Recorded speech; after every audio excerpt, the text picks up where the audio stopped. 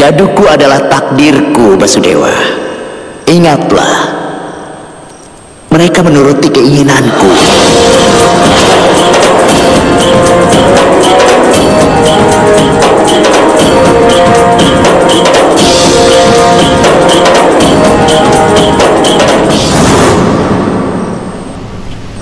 Berapapun angka yang aku minta, itulah yang aku dapat.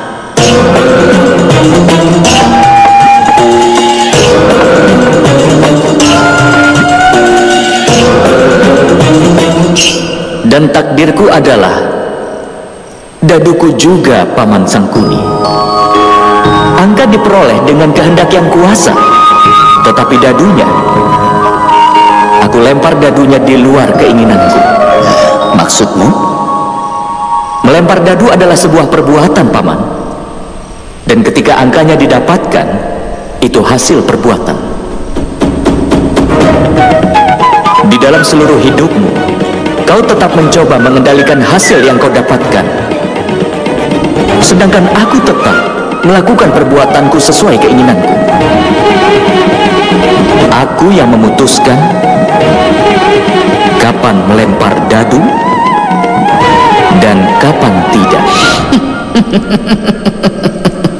Basudewa, orang selalu berbuat menurut keinginannya sendiri. Tapi ketika dia memulai mendapatkan angka yang dia inginkan, hanya saat itulah dia menang di dalam hidupnya. Benarkah? Berarti silahkan. Aku menyerah bermain permainan ini untukmu, Basudewa. Bidakmu saja bahkan belum keluar dari rumahnya, sementara bidaku sudah melewati setengah jalan. Kau masih tidak mau melempar dadunya? Tidak. Kau boleh main sesuai keinginanmu, Basudewa.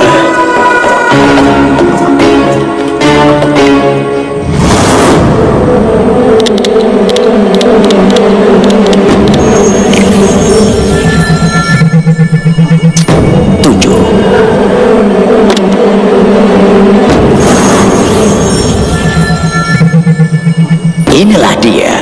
Sekarang bidaku ini akan duduk di alun-alun istana. Sekarang tidak akan terkalahkan. Manusia selalu berusaha mencoba untuk bisa mengendalikan hasil dari perbuatannya. Mereka mencoba untuk membelokkan hasilnya agar sesuai dengan keinginannya sendiri. Tetapi ketika diberikan sebuah dadu, seorang penjudi tidak akan bisa menahan dirinya untuk berjudi. Dia gagal menyadari bahwa bukan dia yang mengendalikan dadu itu, tapi sebaliknya. Di dalam kehidupannya, manusia berpikir, apa dia akan bisa mendapat hasil persis seperti yang sesuai dengan keinginannya atau tidak. Dia tidak pernah berpikir, Paman, apakah waktunya tepat atau tidak untuk melakukan sesuatu. Ketika manusia sedang berada di jalan kesuksesan, dia berpikir dengan cara yang sama.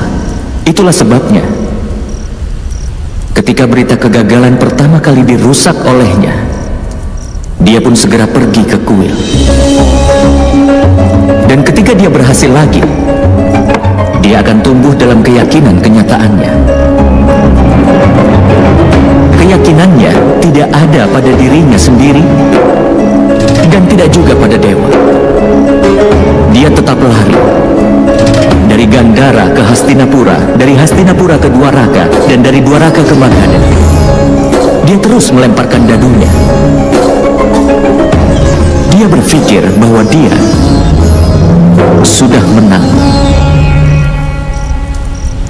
Tetapi hidup ini bukanlah sebuah permainan dadu, Paman. Orang yang sedang duduk di seberangmu ini bukan hanya lawanmu. Ada banyak sekali orang lain yang memainkan permainan yang sama denganmu, tapi tidak terlihat oleh mata kita. Bahkan itu juga bisa mempengaruhi kita. Benar kan, Paman? Karena itulah aku tidak mencoba untuk mengendalikan hasilnya, tapi aku melakukannya. Ayo bermainlah, Paman. Aku tantang kau untuk main sekali lagi. Kau belum melempar dadumu meskipun sekali saja, Basudewa. Kau membakar dirimu sendiri di dalam api. Aku harap kau ingat itu. Jika nanti aku kalah, aku pasti akan melakukannya. Tapi untuk menantangmu bermain, itu bukanlah kekalahanku, Paman. Bermainlah. Aku tidak mengerti caramu memainkan permainan ini, Basudewa. Pernahkah kau mengerti semua yang telah aku lakukan, Paman? Kau selalu berusaha untuk bisa mengalahkan aku kapan saja, Krishna. Orang yang bermain hanya untuk menang saja akan berhadapan dengan sebuah kemenangan dan kekalahan. Aku hanya mengikuti saja, Paman. Kau tahu apa artinya itu? Di mana orang tidak tertarik untuk menang atau takut untuk kalah. Di mana orang hanya ingin menikmati hidupnya atau tidak sama sekali. Kau jangan berbohong, Krishna.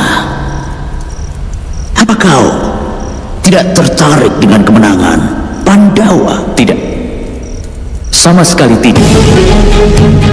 Ketika sebuah wadah dipenuhi oleh biji-bijian gandum, para wanita yang menggunakan wadah itu, setiap biji-bijian itu mencari tempatnya sendiri.